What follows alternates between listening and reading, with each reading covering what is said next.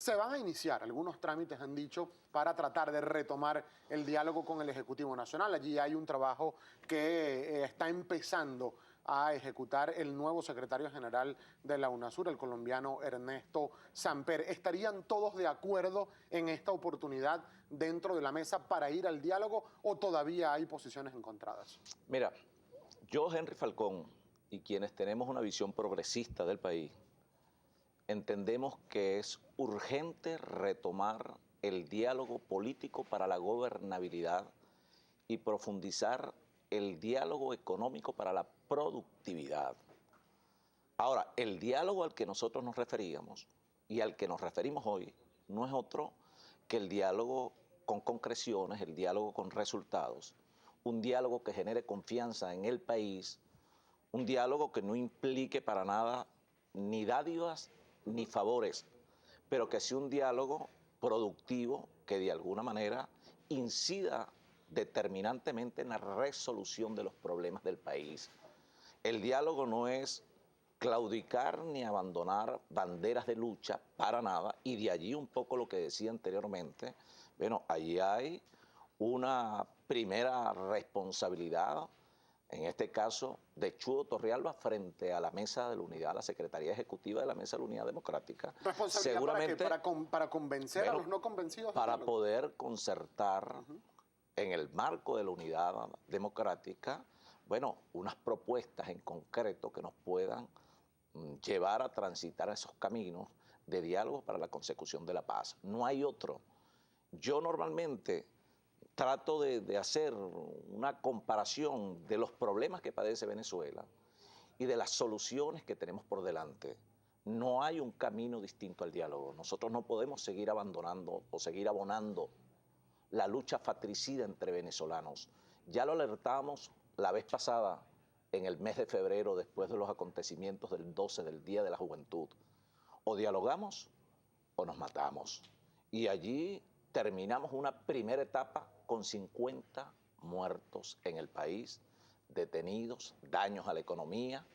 Mucho de esto puso a reflexionar a mucha gente en el país, especialmente a los actores políticos, algunos que pudieron equivocarse en el momento, y que estas condiciones que hoy presenta Venezuela nos obliga a actuar con responsabilidad, con moderación, a reflexionar y a rectificar, no solamente de este lado, el propio Ejecutivo Nacional, que es lo que reclama la mayoría de la población. Pero Como es dice, posible, gobernador, un diálogo serio, responsable, dando respuestas a algunas solicitudes, a algunos problemas, como usted lo plantea. ¿Es posible este diálogo con las actuales autoridades del gobierno nacional, con los actuales voceros del partido de gobierno? es que el diálogo tiene que darse con todos los actores que hoy tenemos incidencia en la resolución de los problemas del país.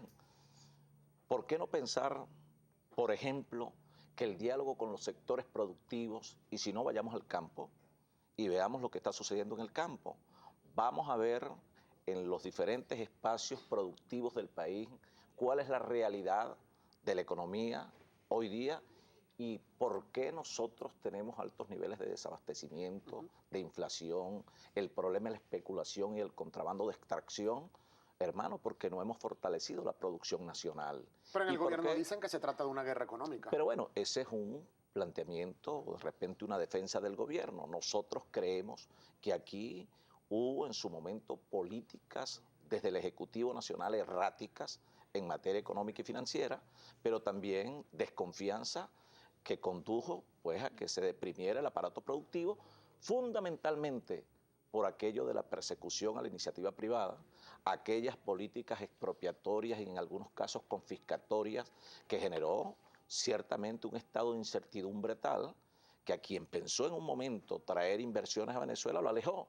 Y la propia empresa privada que hace vida con nosotros y que debemos fortalecer para no depender de las importaciones, prácticamente tuvo una situación de retraso que tiene las consecuencias que estamos viendo en la Ahora, calle hoy gobernador, día. a propósito de esta situación económica, política, social, en el campo de la salud, del abastecimiento en Venezuela. ¿Qué opinión tiene usted acerca de este discurso pronunciado ayer por el presidente de la República, Nicolás Maduro, en el marco de la 69ª Asamblea General de las Naciones Unidas? Ha dicho que Venezuela va a donar $5 millones para la lucha contra el ébola en África, entre otros anuncios que hizo el presidente de la República en el marco de su discurso. ¿Qué opinión tiene usted? Cada gobernante tiene legítimo derecho a hacer sus planteamientos en el contexto de las naciones. Y yo creo que hay un espacio privilegiado.